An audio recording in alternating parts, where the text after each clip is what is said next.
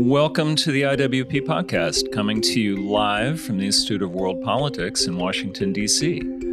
I'm Jim Robbins, Dean of Academics at IWP, an accredited graduate school of national security, intelligence, and international affairs, offering a variety of certificates, master's degrees, and doctorates, both in person and online.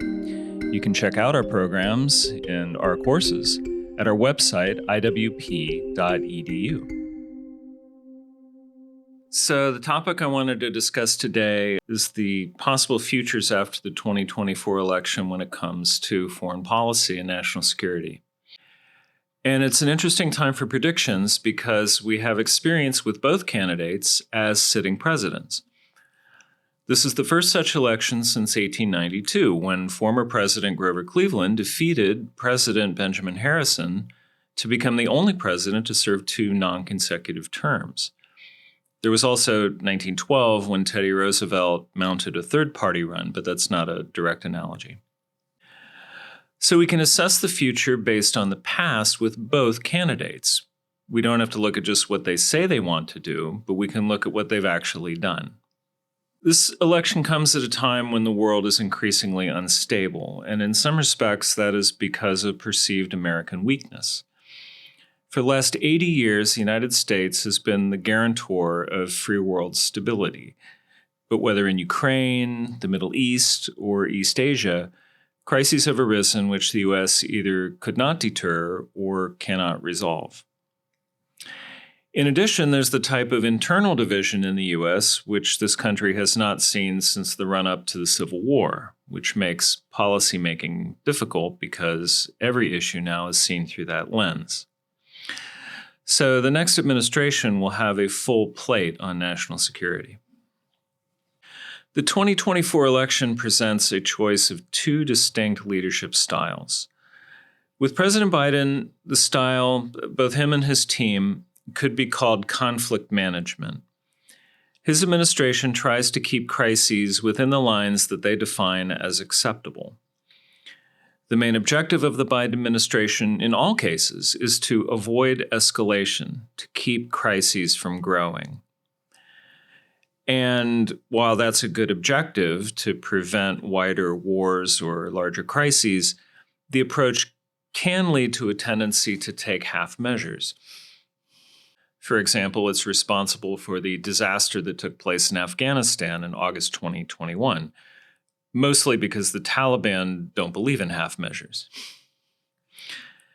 But we can see this approach in Biden administration responses to other crises. Take, for example, Ukraine. The White House has strongly denounced Russia's illegal invasion of Ukraine, and rightly so, and backed the Ukrainian government in its defensive war. However, while the United States has given some aid, it has not given enough. The United States was slow to share advanced weapons and then only gave a few. Russia has recently targeted Ukraine's energy supplies, but the White House has cautioned Ukraine not to target Russian oil industry because it is too disruptive. And there's no diplomatic effort to end the fighting, even though it would be completely reasonable for the United States to begin a peace process. In sum, the Biden team backs the Ukrainian cause, but not enough for Kyiv to actually win. To be fair, Vladimir Putin rattles his nuclear saber a lot and warns the United States that escalation could lead to a nuclear exchange. These types of threats have very effectively deterred America from taking more concerted action. With respect to Iran, the Biden administration resurrected the nuclear deal that the Trump administration abandoned and has continued even recently to court the mullahs by releasing $10 billion in frozen assets. In effect, this is funding both sides of the Gaza conflict.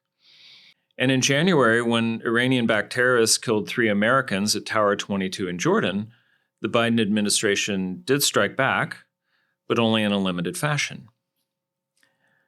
We've seen this in evidence in attacks against the Houthi terrorists attacking international shipping out of Yemen. The Biden approach is to disrupt and degrade Houthi capabilities, which is all well and good, but not to threaten them with utter annihilation, which might have more of a deterrent effect. So, despite the degradation of their capabilities, the attacks have continued. In Israel's war in Gaza, the White House supports Israel's aim of wiping out Hamas, but constantly criticizes their methods. The United States gives Israel billions of dollars in aid, but calls for a change of government. The U.S. helped Israel intercept Iran's missile and drone barrage recently in a fantastic operation coordinated with regional allies, but then told Israel not to respond to it, to pocket the win. Fortunately, the Israelis ignored that advice. With China policy, the Biden administration retained the Trump administration's tougher tone and posture, which was a shift from previous Democratic administrations. So in that respect, there was continuity. But every time the president has said that the United States would defend Taiwan militarily if communist China attacked, his staff rushes out to walk those comments back. Meanwhile, China has engaged in a massive naval buildup, including building new aircraft carriers, as well as nuclear modernization and the militarization of space. China continues to push out against its neighbors and build islands in the South China Sea. Beijing attempts to subvert developing world nations with its Belt and Road Initiative and debt trap diplomacy. Other countries in the world are starting to respond to China's activities, which is definitely for the good. But the United States will have to still play catch-up to match Beijing's efforts. So overall, the Biden team tries to keep all of this under control without seeking any big changes or any kind of escalation. With Donald Trump, you have a much different leadership style, which we could call disruption, trying new ideas, not acknowledging the traditional means and methods of the diplomatic community, the established processes. Trump comes from a different background, so he sees foreign affairs through a different lens. To Trump, everything is the art of the deal. He's always looking at interests on both sides and trying to appeal to or manipulate those interests. And he has said the key to negotiation is always being willing to walk away from the table. But there's a major difference between the type of negotiation he's used to and negotiating on behalf of the United States. Because in some of these foreign policy issues, in practical terms, you cannot walk away. Take NATO, for example. President Trump has said some scary things about the United States pulling back from NATO or pulling back its security commitments to Europe. But the important thing to remember with Trump was something a journalist wrote about him in 2016, that there are those who take him literally but not seriously, and those who take him seriously but not literally. So when he says these things that get people scared about NATO, you have to understand what his objective is. In the case of NATO, it was to get allied countries to increase their contributions to their own defense. And he was successful in this. But there are still people who think that a new President Trump would try to withdraw the United States from the Atlantic Alliance, which isn't true. Trump's comments about NATO also led to a new round of his critics claiming that Vladimir Putin would love to see him elected president. I asked one of our professors, Glenn Korn, who is an expert in Russia, whether this was the case. And Glenn said that Donald Trump was in fact the toughest on Russia since the Reagan years. For example, Trump authorized lethal aid to Ukraine when previous presidents had not. In fact, the Javelin missiles that Ukraine used to save itself during the 2022 invasion were supplied by the Trump administration.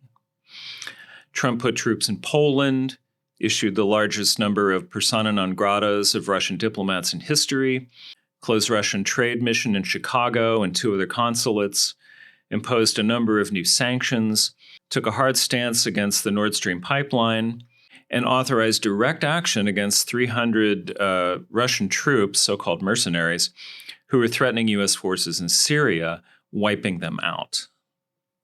Glenn said that Ukraine should not be a partisan tool because Trump took a hard line before and he will again. And that seems reasonable to me. Trump's disruption strategies don't always work. One case was the diplomatic opening to North Korea, which did not yield the kind of long-term progress that many of us had hoped. I remember writing a very optimistic article about that back in the day. But at least President Trump tried something different after decades of failure of doing the same old thing. Where disruption did work well was in the Abraham Accords, the long sought-after attempt at reconciliation between Israel and Muslim states in the Middle East and North Africa. This strategy harnessed the fears of Sunni and Arab states of growing Iranian Shiite power. And Hamas explicitly made reference to this when discussing the reason for its October 7th massacre in Israel. It was attempting to disrupt this rapprochement. Progress has slowed somewhat because while Saudi Arabia will be a linchpin of future progress, the Saudi Crown Prince, Mohammed bin Salman, despises President Biden. It's very personal with them. Biden made it an issue during the 2020 election campaign by calling MBS a killer for the Jamal Khashoggi affair in 2018. That may have been good red meat politics for the progressive base, but it was extremely poor diplomacy. With respect to conflict management, one benefit of Trump is his unpredictability. His critics think he's crazy, so he uses that, because deterrence is based on the fear of consequences. We saw this in 1981 with Ronald Reagan.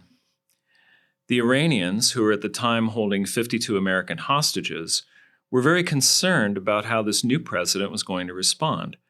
After all, during the 1980 election campaign, President Reagan's opponents painted him as an unstable nuclear cowboy, a senile old man who would get the United States into a war. Reagan's transition team used this information through back channels to the Iranians, saying it would be a very good idea to let our people go because, frankly, the transition team didn't know what Reagan was going to do. They just had no idea. Maybe he'll do it. Maybe he'll press the button. They let the Iranians think that.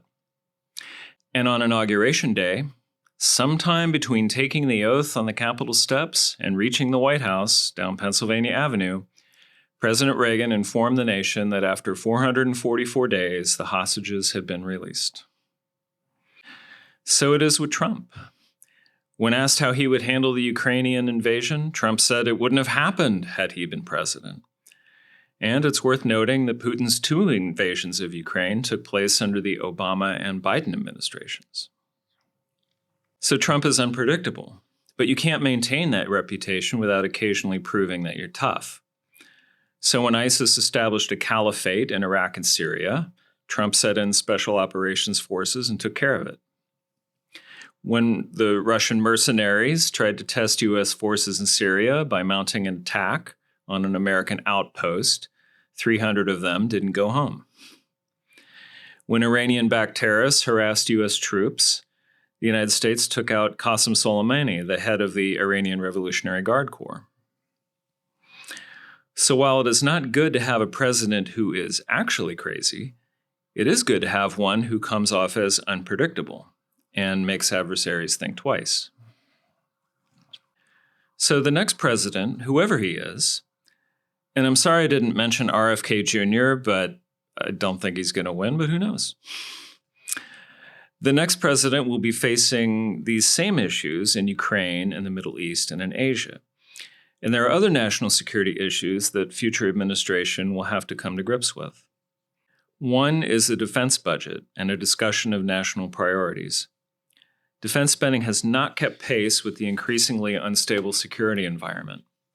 It's only about 4% of GDP, or 1/6 of the total federal budget, but most of the discretionary budget. So when cuts have to be made, they come out of defense. There are critical needs in modernization, especially of our nuclear forces, a naval buildup to counter what's going on in China, adapting to lessons of the Ukraine and Gaza wars, among other things. We need a Reagan-style defense buildup to around 7% of GDP if we're going to pursue a policy of peace through strength. And I understand that's not entirely the president's call. Congress has to get involved. But the president can definitely show leadership to help get that done, as Reagan did. Another issue is the need for a national energy strategy. The United States has the capability to be the dominant energy producer in the world, whether oil, natural gas, or even so-called green technology, the future technologies. This is an important and highly underutilized element of national power. This has been kept in check by fears that the world is on the brink of a climate catastrophe, the same one that's been predicted as just around the corner for the last 30 years. So it's very important to have a rational conversation about how energy can better support national security, whether you believe in the climate crisis or not. A third issue is BRICS, the BRICS countries, Brazil, Russia, India, China, South Africa, and other countries in that coalition. This international group of countries is moving towards replacing the dollar as the key medium of international exchange. The combined GDP of the BRICS countries is 2/3 of the G7. We also have the International Monetary Fund warning the United States it expects the U.S. to record a fiscal deficit more than triple the level in other advanced economies. So we need to get our monetary house in order or see the dollar go away as the primary medium of international exchange. This leads to the next issue, which is the federal budget. Spending is out of control. Annual debt as a percentage of GDP is around 120%, according to the Federal Reserve, higher than the post-World War II debt of 119%. But unlike 1946, this debt is not going to reset as it did then. It rapidly declined into the 1950s. But the Congressional Budget Office projects debts continuing in larger and larger percentages for the foreseeable future. This continuing rot on our national strength will be an increasing contributor to both perceptions and the reality of U.S. weakness in the world. And again, it's up to Congress to get hold of this. And finally, there's the border issue, which is a national security issue, however else you view it. This is a means whereby global terror groups or malign state actors could be infiltrating our country, and certainly must be doing this. It's an open invitation to them, just an opportunity to put assets in place. And you can look at this issue as destabilizing in other ways. But just from the national security point of view, we don't want to have people we can't know who they are. They're coming into our country. They can be establishing themselves quite easily. And given the instabilities elsewhere in the world, particularly in the Middle East, this could lead to one or a series of terror attacks just by these international groups trying to make a point that we are not safe even in our own country.